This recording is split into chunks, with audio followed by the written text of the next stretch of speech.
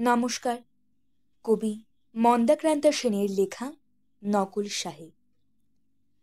শোনো শোনো, সবাই একটা মজার কথা শোনো। ব্যাপারখানা রহস্যময়, সন্দেহ নেই কোনো। বাংলাদেশের ঘরে ঘরে সকলে ছেলে মেয়ে হঠাৎ এমন খেপল কেন সাহেব হতে চেয়ে?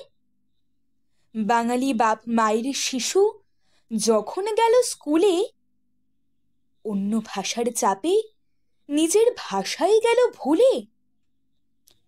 ইংরেজি আর হিন্দি জানে না কেউ বাংলা। শিক্ষিত কি বলে এদের, এদের বলে হ্যাংলা। অন্য লোকের নকল করে, নকল করেই ধন্য। আমাদের তো লজ্জা পাওয়া উচিত ওদের জন্য। এই ভাষাতেই রবি ঠাকুর লেখেন গীতাঞ্জলি। নোবেল পাওয়া সেই ভাষাতেই আমরা কথা বলি। এমন বিরাট মর্যাদা আর কটা ভাষার আছে?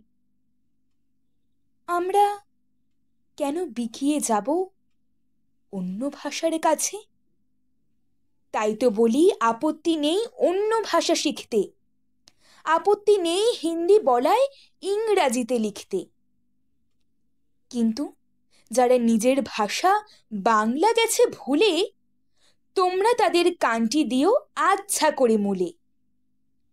নমস্কার।